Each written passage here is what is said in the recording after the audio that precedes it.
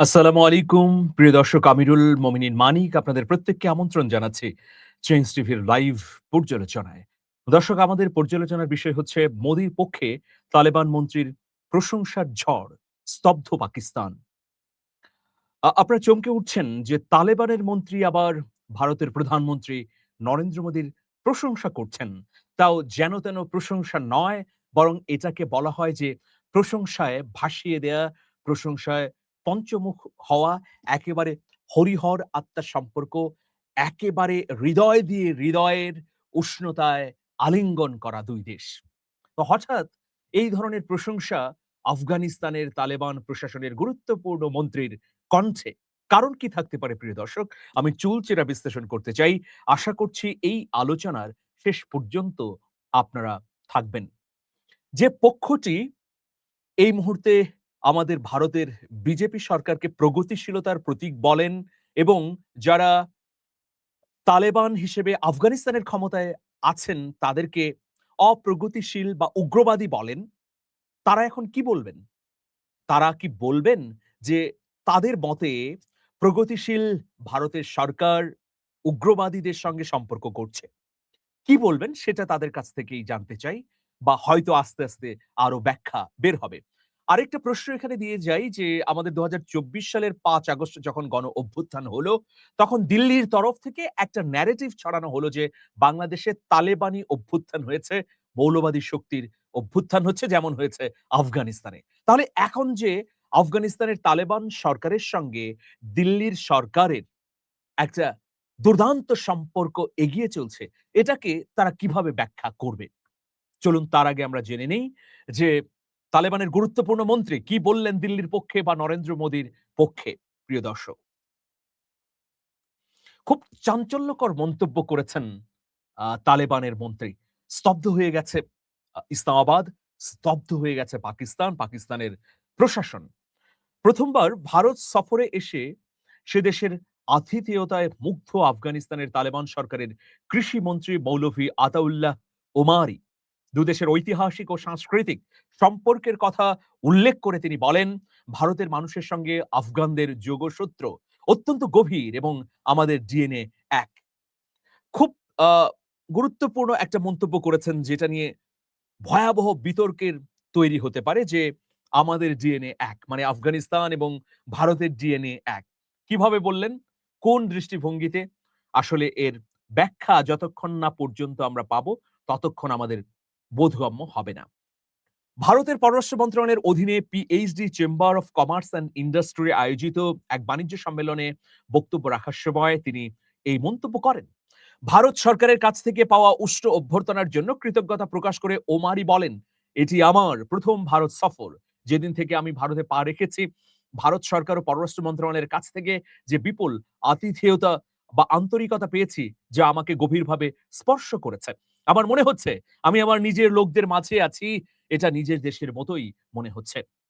কৃষিমন্ত্রী আরো জানান যে ভারতের এই ইতিবাচক মনোভাব আফগানিস্তানের সাধারণ মানুষের মনে নতুন করে আশার সঞ্চার করেছে। আফগানিস্তানের অর্থনীতিকে চাঙ্গা করতে এবং কৃষি খাতের আধুনিকীকরণে বৈশ্বিক সহযোগিতার আহ্বান জানান আফগানিস্তানের তালেবান মন্ত্রী। তিনি উল্লেখ করেন, আফগানিস্তানের প্রায় ৮০% মানুষ গবাদি পশু পালন, কৃষি এবং সেচ কাজের সঙ্গে সরাসরি যুক্ত। তাই এ খাতগুলোকে নতুন প্রযুক্তি ব্যবহার এখন সময়ের দাবি। সম্প্রতি নতুন দিল্লিতে ভারত ও আফগানিস্তানের মধ্যে যৌথ কমিটির ৪র্থ দফার বৈঠক অনুষ্ঠিত হয়েছে। সেখানে মানবিক সহায়তা, উন্নয়নমূলক অংশীদারিত্ব, খাদ্য নিরাপত্তা, স্বাস্থ্যসেবা, শিক্ষা ও বাণিজ্যের মতো গুরুত্বপূর্ণ বিষয়ে আলোচনা হয়েছে। বিশেষজ্ঞদের মতে সাম্প্রতিক সময়ে পাকিস্তানের সঙ্গে আফগানিস্তানের দ্বিপাক্ষিক সম্পর্কে টানাপোড়েন তৈরি হয়েছে। এই পরিস্থিতিতে ভারতের সঙ্গে দিল্লির মাটিতে দাঁড়িয়ে তালেবান মন্ত্রীর এমন সৌহার্দ্যপূর্ণ বার্তা অত্যন্ত তাৎপর্যপূর্ণ। এর মাধ্যমে কাবুল স্পষ্ট করে দিল যে তারা নয়াদিল্লির সঙ্গে অর্থনৈতিক ও কৌশলগত সম্পর্ক আরো মজবুত করতে বিশেষভাবে আগ্রহী। প্রিয় দর্শক, আপনারা জানেন যে পাকিস্তানের সঙ্গে অব্যাহতভাবেই তালেবানদের সংঘাত এবং সংঘর্ষ শুরু হয়েছে। এর গুরুত্বপূর্ণ কারণ হচ্ছে পাকিস্তান বা ইসলামাবাদ অভিযোগ করছে যে তালেবান সরকারের প্রশ্রয়ে একটি জঙ্গি গোষ্ঠী ইসলামাবাদে অস্থিতিশীল পরিস্থিতি তৈরি করতে চায়। আর এ কারণেই তারা সুস্পষ্টভাবে বিভিন্ন সময়ে তালেবানের অভ্যন্তরে গিয়ে ওইসব জঙ্গিদের বিরুদ্ধে অভিযান পরিচালনা করছে, প্রিয় দর্শক। তো এখান থেকে আমরা স্পষ্ট বার্তা পাচ্ছি যে ভবিষ্যতে এই সম্পর্ক এই জায়গায় থাকবে না। নিশ্চয়ই নতুন জায়গায় এটা পৌঁছে যাবে, প্রিয় দর্শক। তো দেখুন, এর আগেও তালেবানের একটা বিশেষ দল আ দিল্লি সফর করেছে। সেই সময় উষ্ণ অভ্যর্থনা পেয়েছে দিল্লির, প্রিয় দর্শক। আপনারা দেখতে পাচ্ছেন যে ছবিটি, এটা আগের একটি ছবি। সেই সময়ে আমরা দেখেছি যে দিল্লি তালেবানের সেই প্রতিনিধি দলকে দারুণ উষ্ণ অভ্যর্থনা দেয়। প্রায় ১৫ দিন ব্যাপী তালেবানের সেই প্রতিনিধি দল দিল্লিতে অবস্থান করে আফগানিস্তান এবং ভারতের কোন জায়গায় সম্পর্ককে উন্নতি করা যায় বা নবায়ন করা যায়, সেই বিষয়ে তারা কর্মপরিকল্পনা গ্রহণ করেছিল। তার ধারাবাহিকতায় আবার এই কৃষিমন্ত্রী সফর করলেন দিল্লিতে। কিন্তু তিনি যে বক্তব্য রেখেছেন যে আফগানিস্তান এবং ভারতের জনগণের ডিএনএ এক, এই বক্তব্যের নানা ধরনের বিশ্লেষণ হতে পারে। তবে এই বক্তব্যটিকে আসলে নয়াদিল্লি কিভাবে দেখছে, সেটাও গুরুত্বপূর্ণ বিষয়। তাহলে এখন কয়েকটি প্রশ্ন সামনে এসেছে যে নয়াদিল্লি আদর্শকে ভুলে গেল কেবলমাত্র অর্থনৈতিক বা ভূ-রাজনৈতিক কারণে? নয়াদিল্লির আদর্শটি কি? তারা কোনোভাবেই ২০২১ সালে যখন ২য় দফায় তালেবান আফগানিস্তানে ক্ষমতায় এলো, তখন মেনে নিতে পারেনি। ফলে এতদিন ধরে আফগানিস্তানের সঙ্গে ভারতের যে বিপুল অর্থনৈতিক কর্মকাণ্ড, সেইসব কর্মকাণ্ড একদম ছুঁড়ে ফেলে দিয়ে রাতারাতি আফগানিস্তানের প্রত্যেকটা ভারতীয় প্রকল্প থেকে প্রত্যাহার করা হলো কর্মকর্তাদের। এবং প্রকাশ্যেই দিল্লি বলল যে আফগানিস্তানের সঙ্গে আমাদের আর সম্পর্ক নয়, কারণ এখানে তালেবানের মতো উগ্র গোষ্ঠী ক্ষমতায় এসেছে। কিন্তু আমরা কি দেখলাম? ২০২৪ সালের আমাদের গণ অভ্যুত্থানকে দিল্লি কর্তৃক আফগানিস্তানের সঙ্গে তুলনা করা হলো। কিন্তু ২০২৫ সালের জানুয়ারিতেই আফগানিস্তানের প্রতিনিধি দলকে দিল্লিতে সাদর সম্ভাষণ জানানো হলো। এর মূল কারণটি হচ্ছে আদর্শিক নয়, বরং ভূ-রাজনৈতিক। আপনারা জানেন যে আফগানিস্তানের সঙ্গে পাকিস্তানের ভয়াবহ দ্বন্দ্ব চলছে।